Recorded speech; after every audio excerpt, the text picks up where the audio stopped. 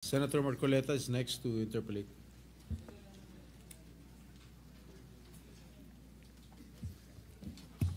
Maraming salamat, Mr. President. I hope the good senator from San Juan is still available for a few questions. Anytime coming for you, Senator Marcoleta. Salamat po, Mr. President. Wala naman pong debate na kailangan talagang hanggat maaari ay sapat ang pondo ng PhilHealth para mapaglingkuran ang ating mga kababayan, lalong-lalo na po yung nasa panig ng kahirapan. Ngunit dahil po sa experience natin sa PhilHealth, sa kanilang pamamaraan kung paano itaguyod ang kanilang mandato, ay hindi naman sila makapagbibigay sa atin talaga ng magandang record. Unang-una na po ay halimbawa po yung konsulta package, Mr. President. Magkano po ba yung konsulta package ngayon, Mr. President?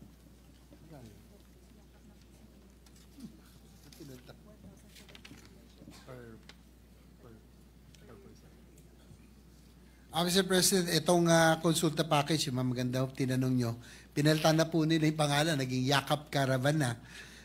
It's about 1,700 ang budget po per person, Mr. President. Magkano po, Mr. President? 1,700 pesos. Yan po yata sa konsulta package, Mr. President. Kasama pa po yata yung serbisyo ng doktor, tama po? Yes, Mr. President, kasama po yung serbisyo ng doktor, basic check-ups, no? Lab test, and yung pinaka-basic po na kasama po yung laboratorio, Mr. President. Dapat po, kasama po, Mr. Sa President. palagay po ninyo, magkano po? 1,700. Sa 1,700 po ba, Mr. President, kasama na po yung serbisyo ng doktor, laboratorio. Magkano kaya ang matitira po para kahit sa simpleng, halimbawa, simpleng sakit na lang? Na-estimate po ba ninyo, Mr. President, na talaga namang hindi na realistic naman yung 1,700. Siguro po nung 1950 siguro, baka sakaling mataas pa po ang mataas pa po ang halaga ng piso noon. 1950 siguro, ang palitan ng dolyar siguro, baka mas mataas pa yung, baka isa 5 centimos natin noon isang dolyar ng Amerikano, Mr. President. Hindi ko po alam. Kasi si Senador Jinggoy po, napanganak na ng 1950s. Ako po, 60s po ako Ano po, realistic po yung 1,700 na konsulta package, Mr. President? Ito bang 1,700? Does that include the professional fee of the Yes, doctors? Mr. President. Kasama yung laboratorio. Ano pa po Is it kaya a ang standard mabibili? rate of all the doctors? Is it a Yes, standard Mr. fee? President. Kaya po, okay lang po yung masapatan po talaga. How did they derive on that figure? Baka masasagot po ng inyong butihing kapatid, Mr. President. Yes, Mr. President, sa totoo lang po na medyo, kung titignan nyo, 1,700 for the basic check-ups and lab test, including doctors, para pong ulo pa. Pero tinaas na po natin tinaas na po ito na, nung una po ay 1,200. So ngayon po ay 1,700. Pero sana nga po ay inaano natin ng PhilHealth na aside from the case rates at iba pa, na magtaas po sila para naman maging mas maging katotohanan. Tama po kayo. And I agree with you na hindi na ho realistic. Pero kahit pa paano, this is the budget that was given to all Do you have any breakdown of it?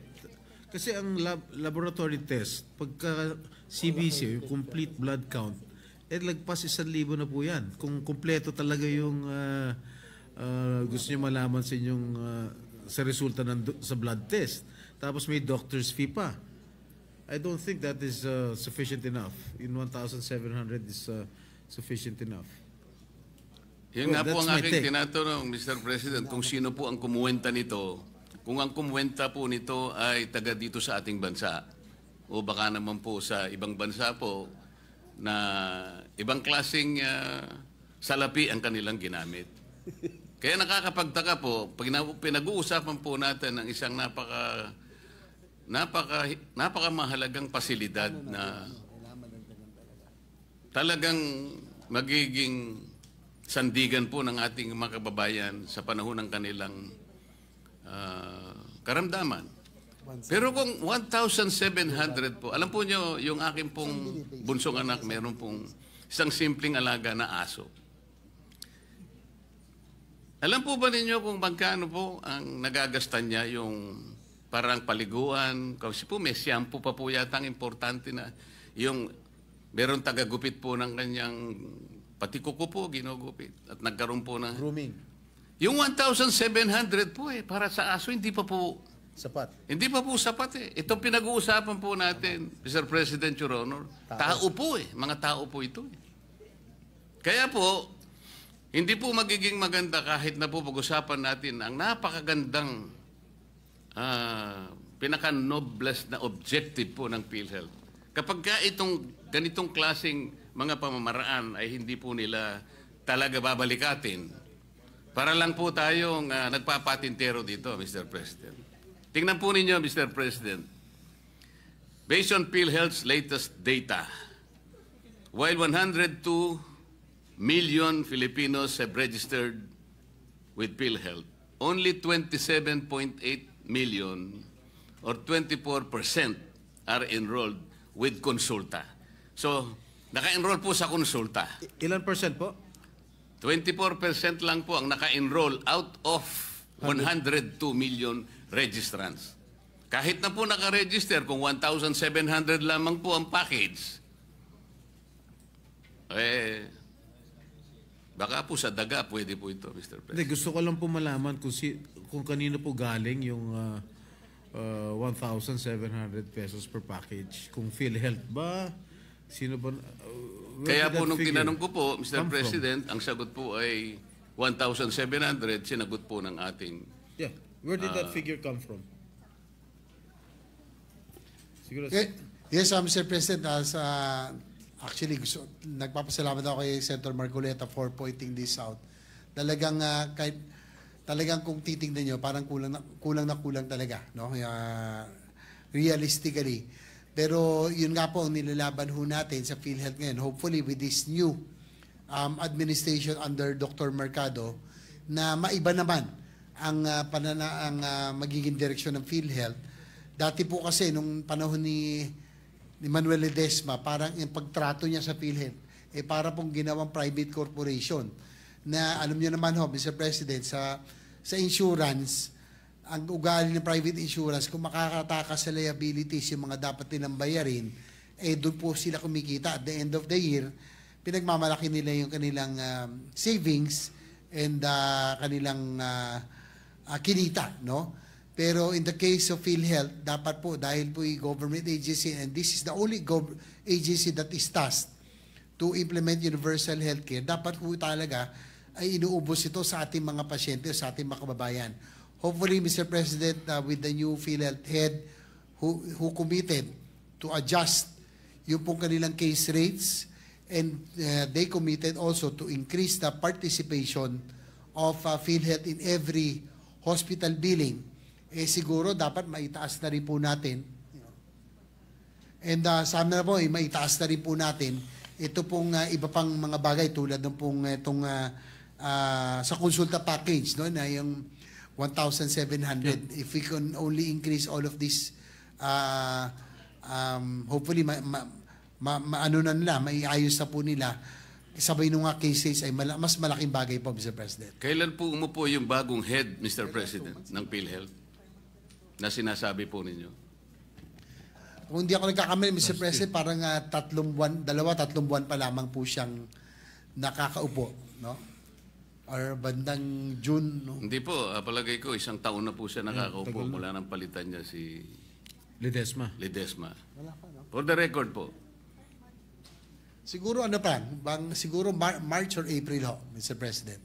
Kasi nung kamakailan nandito pa si Ginoong Ledesma nung huling budget hearing na naging mainit pa nga yung ating deliberation on the floor, no?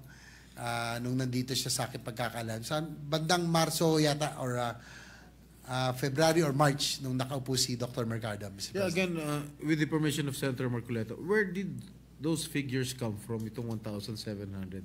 Did it come from PhilHealth? Ito sa consulta package. Yes, Your Honor, Mr. President, that it came from PhilHealth. All right. Sa mga kapit, mahigit na po siyang kalahating taon na siya ang head po ng PhilHealth, Mr. President. Tama po, Mr. President, halos kalahating taon na pala. Kasi po, sa tala po, ito po babasahin ko. First patient encounter, health advocates estimate that only 1% of the total population actually availed of consulta benefits. 1% pa lamang po, Mr. President, ang nakabenepisyo na po sa, ewan ko po kung paano na benefit sa 1,700. Pero 1% lang po, Mr. President. So kung 1%, ilan po yung pasyente na yun? O isa 115 million po tayo. 100,000 lang po siguro ang na-benefit. O baka hindi, mahina po tayo No, out sa of the kwenta. 100 million, you mentioned earlier, 24% lang yung nag-avail ng consulta package. 100,000 lang. Ganun po ang kaawa-awang kalagayan ng PhilHealth. Tayo pong lahat gustong sumuporta eh. Kung kinakailangan pong lahat na po ng kayamanan ng Pilipinas, ibigay na po natin sa PhilHealth. Ngunit kailangan po namang ito ay talagang ayusin. Para sa ganon, yung perang ibibigay, pagtitiwala sa kanila, mapakinabangan po ng nangangailangan. Yun lang naman po yung pakiusap. Halimbawa, isa pa po, Mr. President, katakot-takot na corruption po sa PhilHealth. Tingnan na lamang po ninyo kung bakit nawawaldas. Ginawa pong milking cow ang PhilHealth nung kami po ay inimbestiga namin yan. Lahat po, hindi ko naman po nilalahat ang mga healthcare institutions. Ngunit sa dami po ng bilang na talagang dinisiplinahan ng PhilHealth, halos lahat po. Kunwari po, na-admit ang isang pasyente. 2 days lang pong nag-admit. Gagawin pong 7 days o kaya 10 days. Para sa ganun po ay singilin sa PhilHealth at paghahati-hatian po yung kanilang nakulimban. Minsan naman po ang sakit ay hindi naman malala. Sipon. Gagawin pong pulmonya. Isip-isipin po ninyo yung gagawin nila. Ito po yung panghuli. Para naman po natapos na po ako.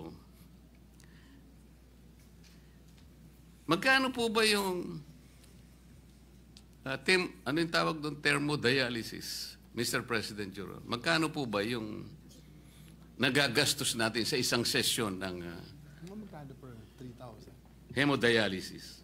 Magkano? Mga 3,000. Mga 3,000. 6,300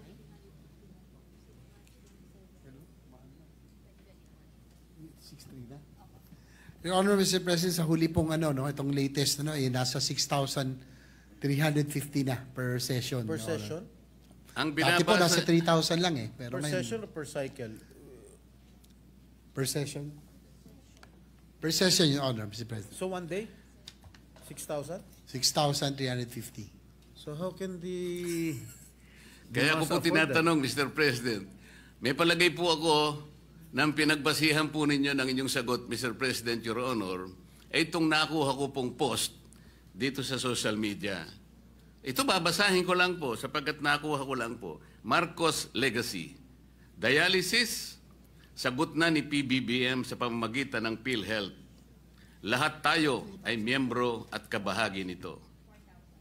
Ngayon po, sabi niya, second post, BBM Youth Movement, libre na ang dialysis.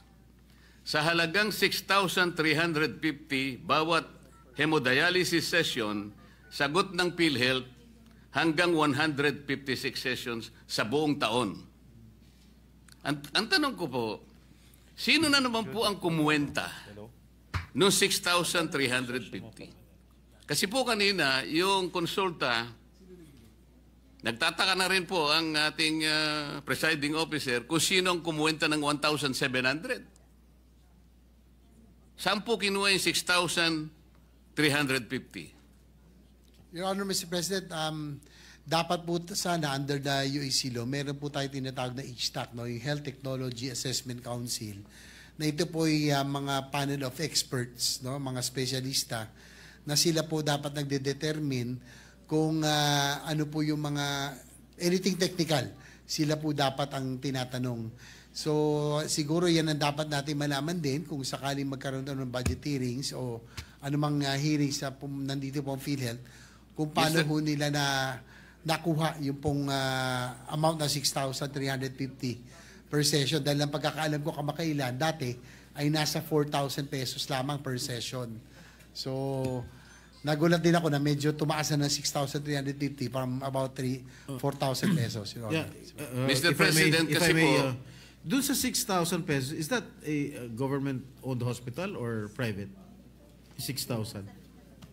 Any po, Mr. President, it's a government hospital or any private hospital as long as it's PhilHealth accredited, Your Honor. Hindi, kasi I just called up my brother who is undergoing dialysis. Tinanong ko lang kung magkano yung per session. Ang sinabi niya, 10,000. Well, it's in a private hospital. ako naman po, Mr. President, nagtanong-tanong po ako, ang nakukuha ko 500 to 600 pesos. Kasi per session. Per session po. Kasi kung 156 sessions per year, yung 6,350, halos 1,000,000 po yun sa isang taon. Ang budget po ng PhilHealth sa dialysis is 20 billion. Sa mga katwid, kung ito po ang batayan na halaga, 6,350, 20,000 patients lang po ang kakasa sa 20 billion. Magkano po ba ang isang dialysis machine, Mr. President? Between 600 to 700, 600 to 800 pesos.